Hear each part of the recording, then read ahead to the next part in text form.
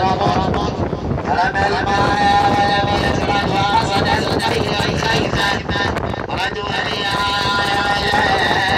من العطشان وصاح صاد للرضيع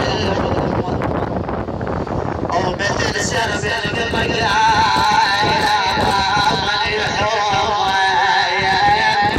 تطيح إليه وحدة وتهدى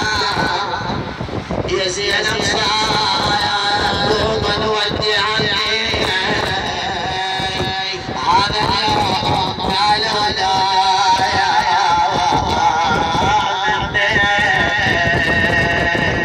بعد ساعة الوداع يا بيدك أو يشوفني على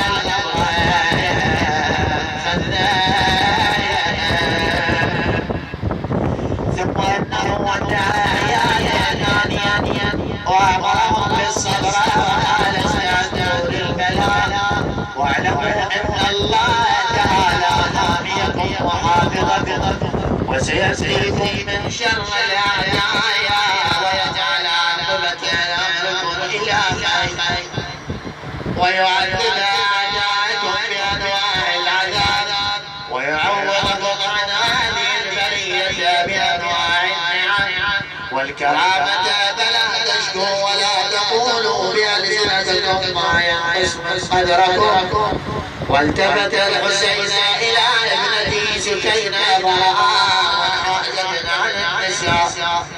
باكية نادمة فوقفت عليها مخبرا ومسليا عاد الهدى والملتقى يوم القيامة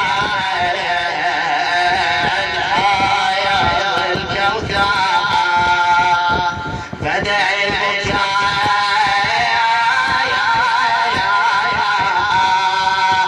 وللأسرار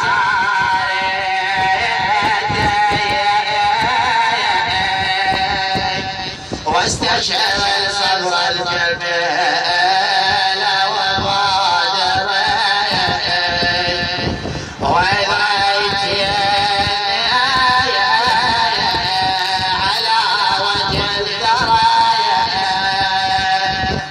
دام الولد مضلل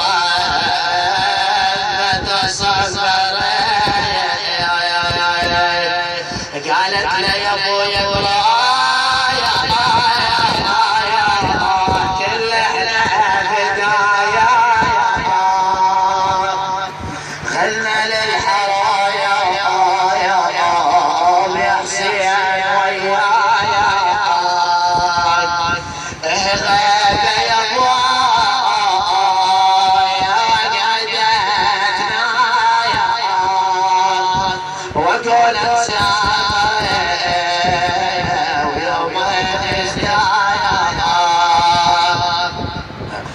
يا ابويا لا تنسى علي هذه راحت لو بعد جايه يا ابويا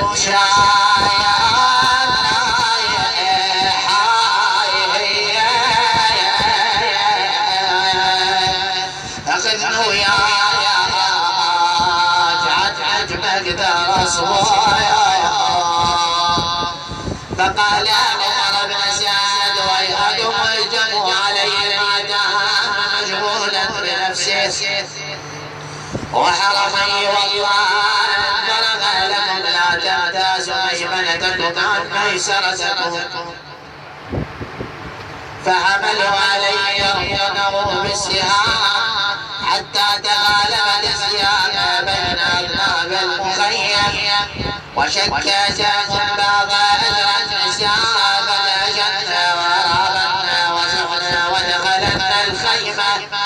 ينظرن إلى الحسين كيف يصنع